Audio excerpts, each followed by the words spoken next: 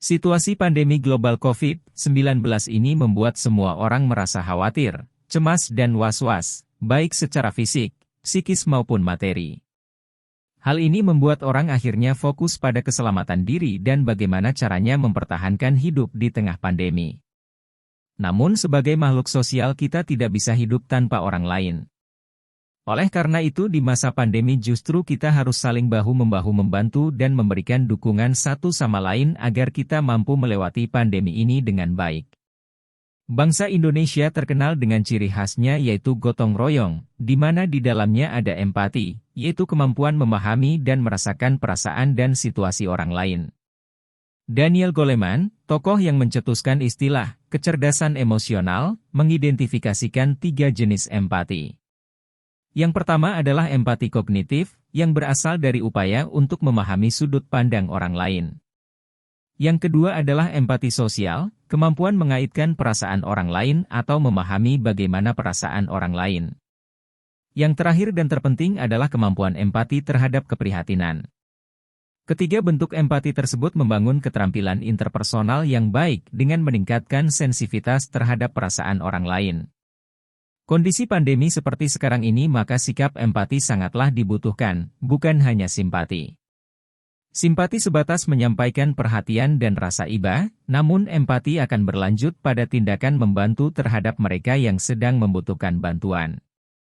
Contohnya, bila ada teman atau tetangga yang positif COVID-19 maka kita bukan hanya memberikan simpati namun memberikan bantuan nyata berupa pemenuhan kebutuhan sehari-hari penderita, misalnya menyediakan kebutuhan makan sehari-hari atau menyediakan bahan makanan siap olah, baik dilakukan secara individu ataupun bersama komunitas, RT, RW atau organisasi sosial lainnya. Sikap dan perilaku empati juga dapat kita lakukan dengan berbagi informasi yang bermanfaat, menyejukkan hati, positif dan menimbulkan optimisme dalam diri penderita COVID-19, bukan justru berita hoax yang tidak jelas sumbernya. Sikap empati ini pun tidak hanya berlaku bagi yang sehat kepada yang sakit, terkonfirmasi positif COVID-19, namun hendaknya empati juga berlaku bagi yang sakit kepada yang sehat. Kenapa harus demikian? Karena penderita harus juga ikut merasakan apa yang dirasakan oleh yang sehat.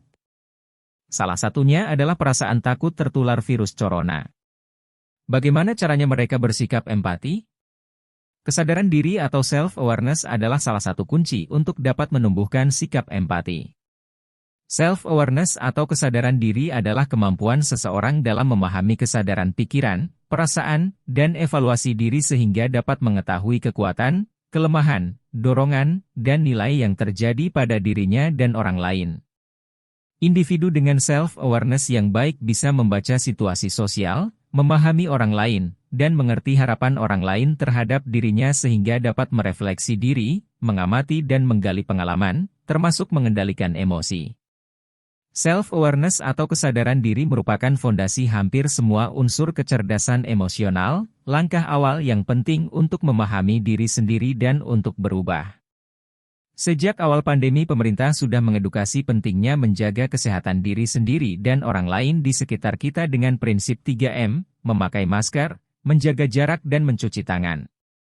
Bagi yang terkonfirmasi positif perlu ditambah dengan isolasi mandiri di rumah, yang tanpa gejala dan gejala ringan, atau karantina di rumah singgah untuk sementara waktu minimal 14 hari atau sampai hasil swab negatif. Selain itu, bagi anggota keluarga yang terkonfirmasi positif COVID-19 diwajibkan jujur dan lapor ke RT setempat dan tempat kerja, sehingga bisa di-tracking siapa saja yang kontak erat dengan penderita. Semua itu dilakukan dengan tujuan untuk kebaikan dan keselamatan bersama. Namun sayang, banyak mereka yang terkonfirmasi positif, terutama yang OTG, beserta keluarganya, kurang memiliki kesadaran diri dan justru cenderung menutupi dan tidak jujur kepada lingkungan sekitarnya karena takut mendapatkan stigma atau dijauhi oleh lingkungan. Pemahaman keliru yang seperti inilah yang akhirnya menyebabkan semakin banyak orang yang tertular COVID-19, akibatnya sulit untuk memutuskan rantai penyebarannya. Kurangnya kesadaran diri tersebut membuat mereka tidak memiliki empati dan bersikap acuh tak acuh terhadap lingkungan sekitarnya dengan bekerja dan bersosialisasi seperti biasanya. Hal ini tentu saja membuat sekitarnya menjadi tidak nyaman dan khawatir bila harus bertemu dengan penderita. Kondisi tersebut tentu saja menimbulkan keresahan bagi lingkungan sekitar. Oleh karena itu perlu adanya sikap empati juga dari penderita COVID-19 kepada orang yang sehat, dengan tetap patuh kepada protokol kesehatan yaitu patuh melakukan isolasi mandiri di rumah dan tidak keluar rumah sama sekali sampai benar-benar dinyatakan sembuh total.